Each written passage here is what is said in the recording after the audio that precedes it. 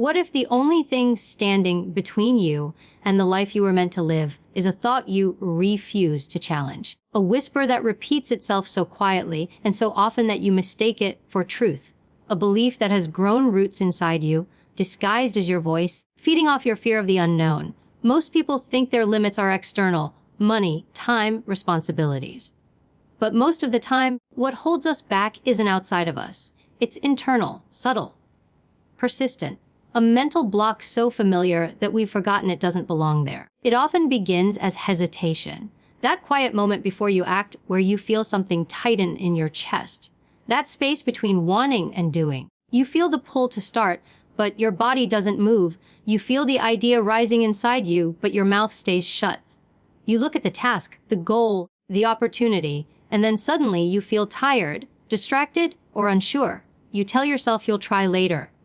You tell yourself maybe tomorrow will feel different. But tomorrow never feels different because you've trained yourself to retreat in that same moment. Again and again, not out of weakness, but out of protection. There's a kind of silent fear that grows when you've failed before, when you've been ridiculed for trying, or when you've invested yourself and still lost. That fear begins to color how you see the world. You start interpreting effort as risk, visibility as danger, growth as threat. So your mind builds walls to keep you safe, but those walls don't just block the fear, they block the possibility, the passion, the fire. It's not that you're not capable. It's that you've forgotten how to challenge the mental reflex that tells you it's better not to try. That's the trap of internal resistance. It cloaks itself in logic. It tells you you're being smart by waiting, being wise by avoiding, being mature by staying in place. It tells you that you'll act once it all makes sense, once it all feels good, once you're finally ready. But readiness doesn't arrive like a package at your door.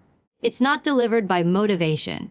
It's built through friction, through discomfort, through the decision to move before you feel prepared. The real courage is not found in grand declarations. It's in those quiet, invisible battles you fight when no one is watching. When you feel the hesitation rising but choose to take one small step anyway. Your mental blocks are not proof of inadequacy. They are signs of your depth, your sensitivity, your awareness. The same mind that creates those blocks also holds the key to dismantling them, but only if you're willing to sit with the discomfort they bring. Not to judge it, not to run from it, but to observe it, to ask it questions, to understand its source. Because sometimes the voice in your head telling you to stop doesn't belong to you. Sometimes it's the echo of someone else's fear. A teacher who made you feel small. A parent who told you not to dream too big. A society that rewards conformity more than courage. And somewhere along the way, you adopted that voice as your own. But it isn't your voice, not the real one. Your real voice is the one that feels calm, steady, quietly persistent.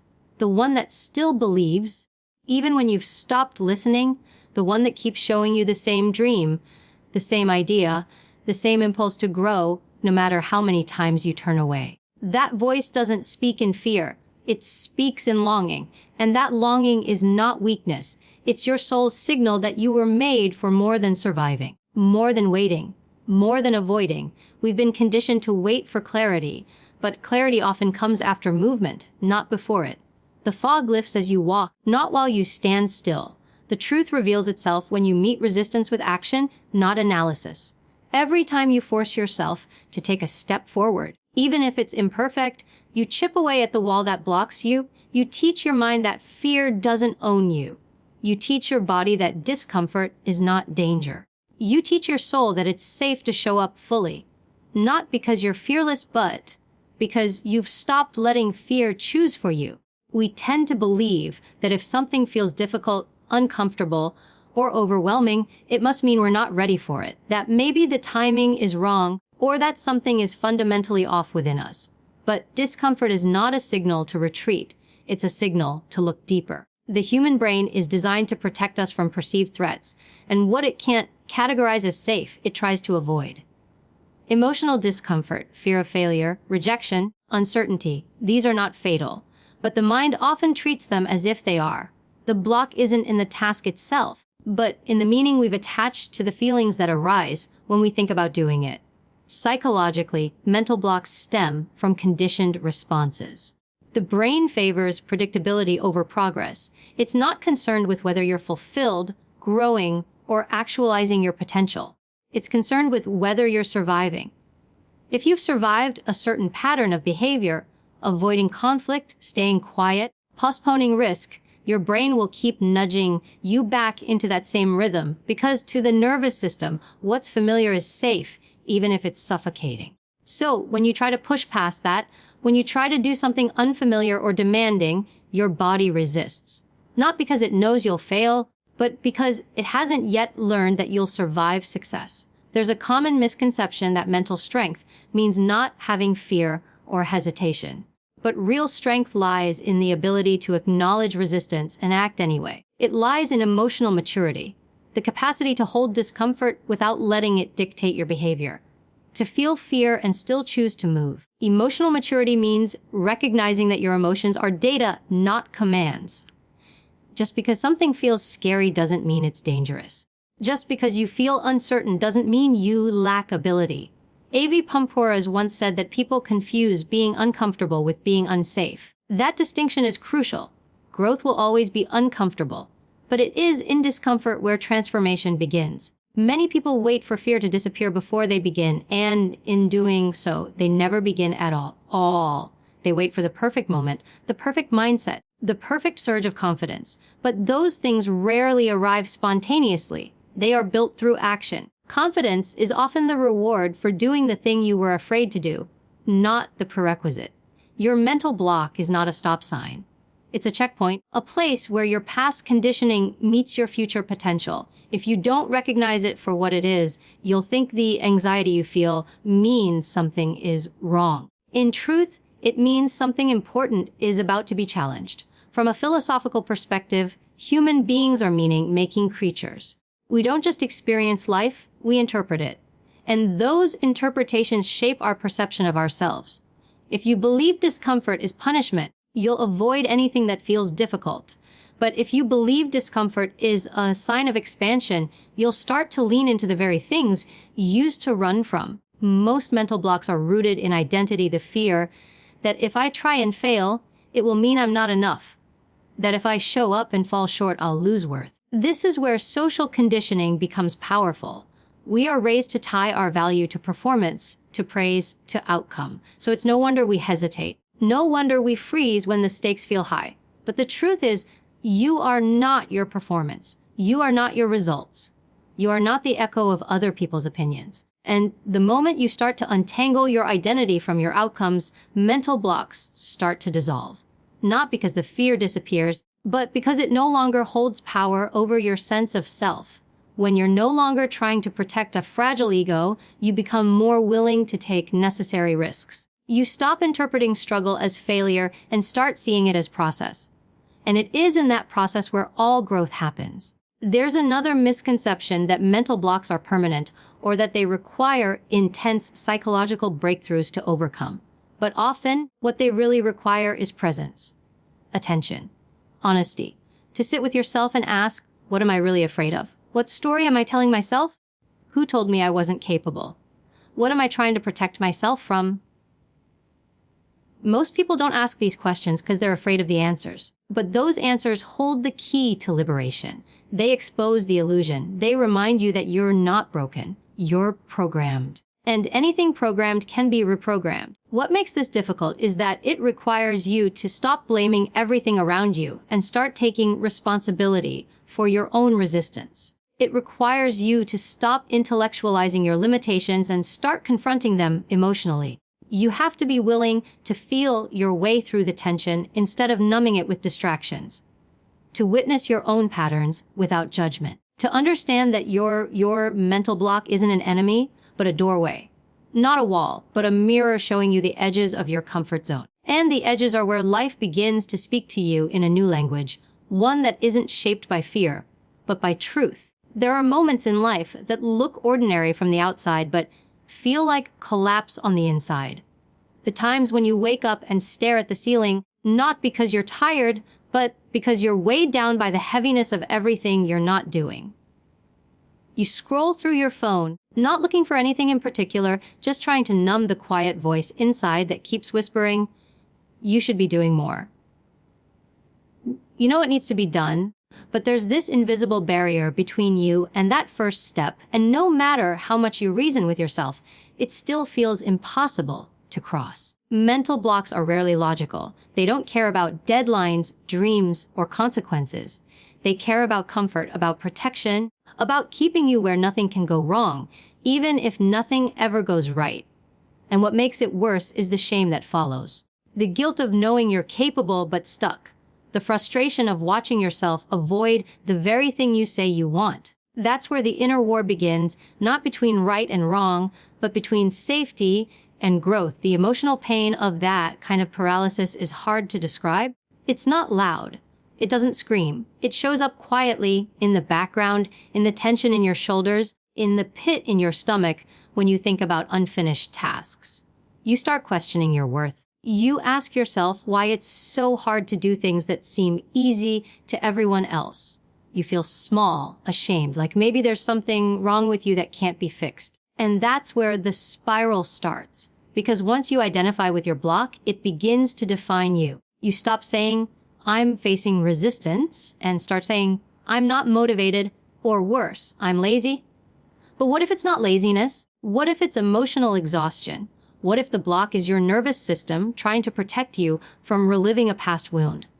A failure that left a scar. A time when you showed up fully and were laughed at, criticized, or ignored.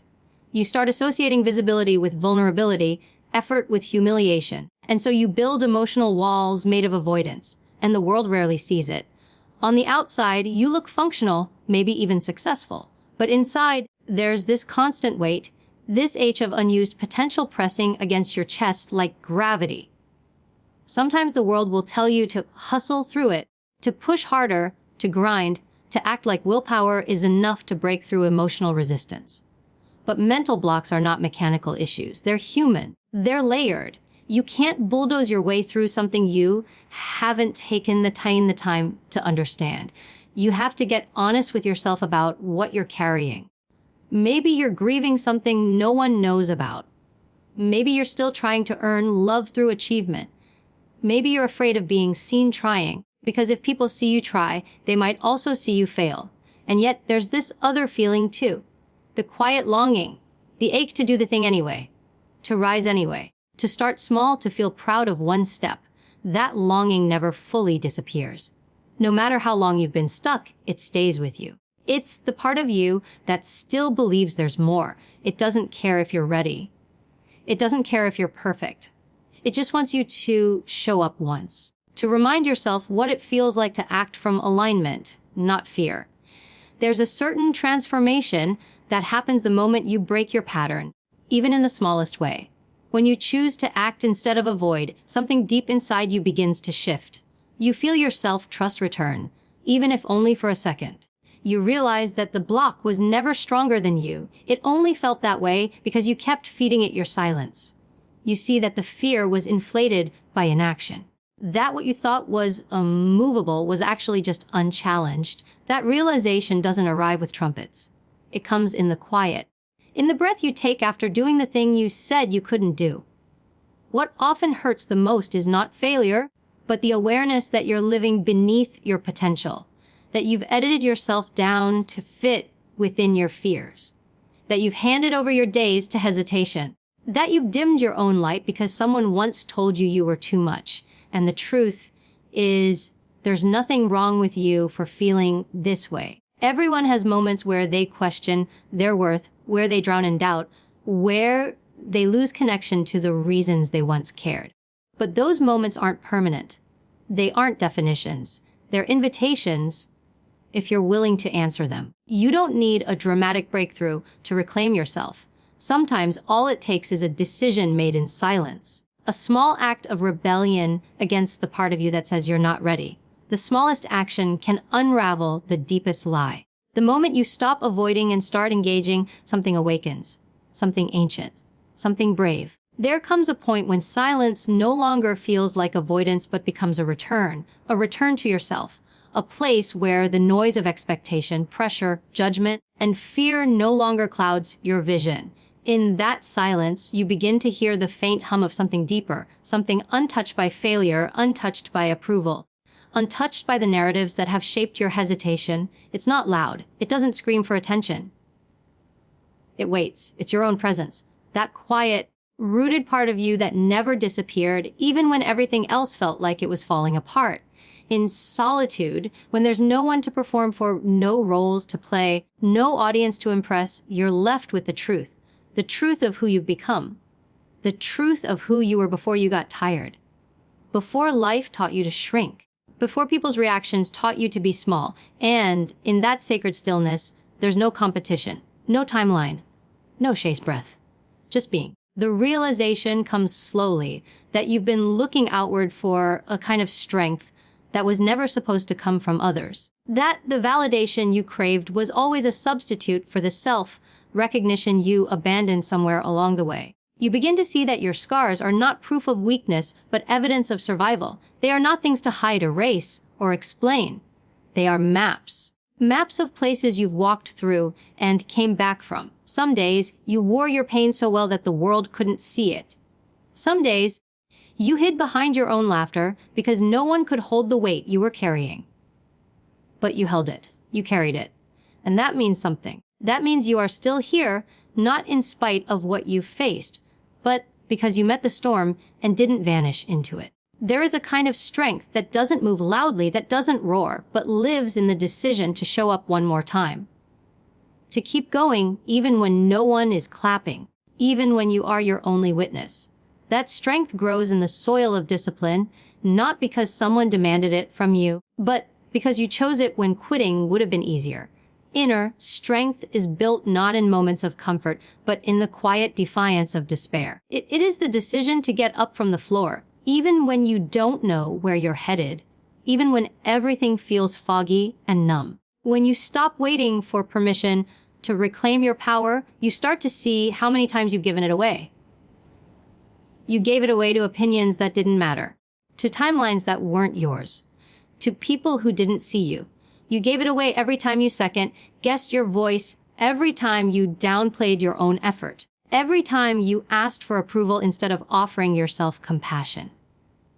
But you don't have to keep doing that. You don't have to keep living as a shadow of your truth just to be more acceptable to a world that doesn't know what to do with unfiltered authenticity. There is power in remembering, in standing still long enough to hear your own name again, not the one the world called you, but the one that belongs to your soul, the one that was never tied to success, productivity, image, or performance, the one that simply means I exist, I am here, and that is enough. That remembering is not a performance. It's not something you prove.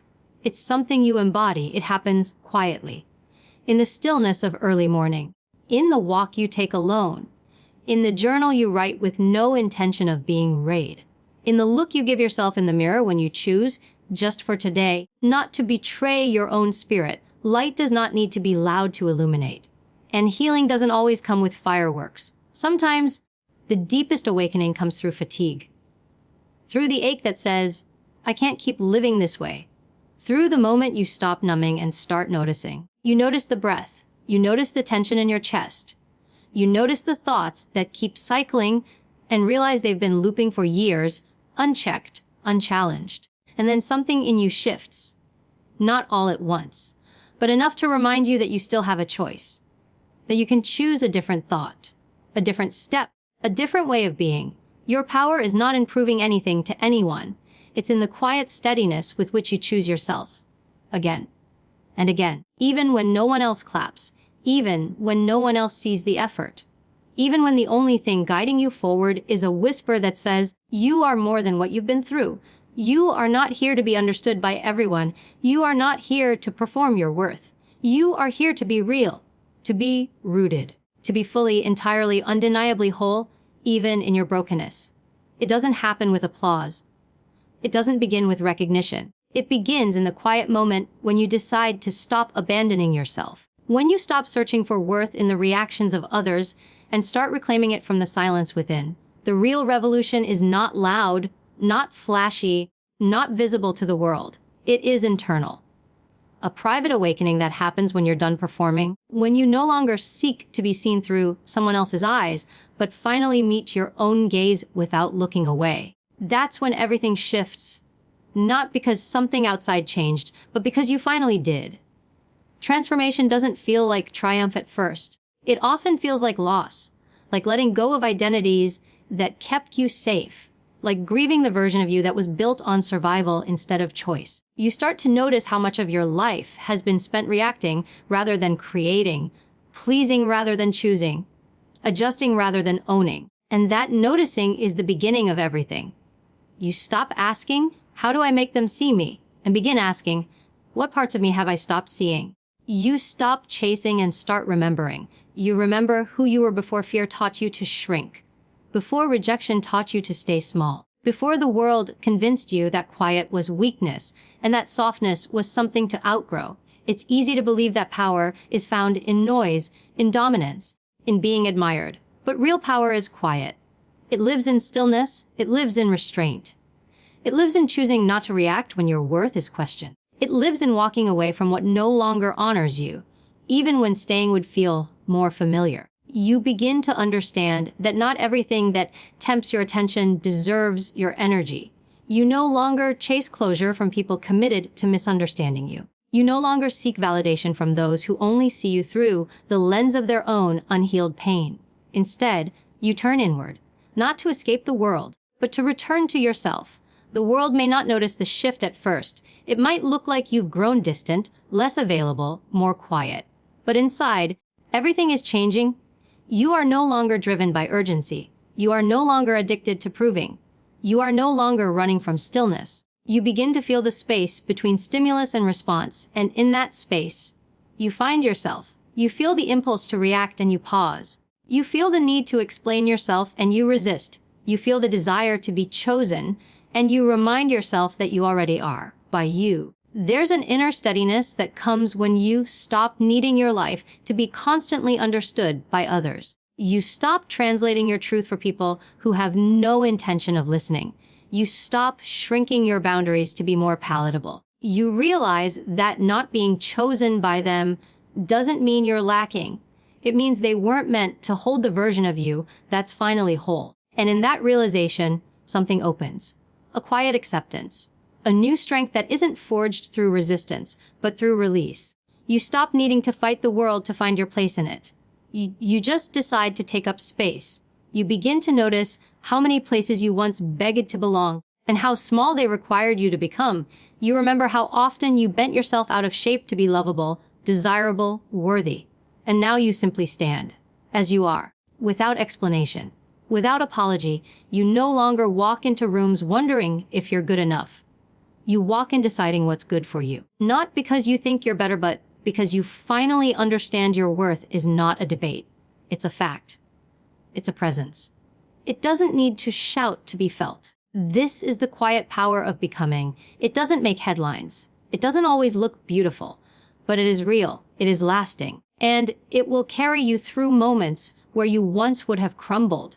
It will anchor you when things fall apart. It will guide you when the path becomes unclear. Not because it has all the answers, but because it keeps you grounded in the only truth that never changes. You are whole, even when healing. You are enough, even when doubting. You are powerful, even when unseen. No one else gets to define your evolution. No one else gets to decide when you've arrived. Growth is not something you measure by milestones alone. Sometimes the most powerful thing you do is choose not to abandon yourself when everything inside you is begging for escape. Sometimes the revolution is in the stillness, in the refusal to go back to what broke you, in the quiet strength it takes to keep moving forward, even when no one claps, even when no one watches, even when the only one who knows how far you've come is you. Happens, woman, you stop texting and calling a man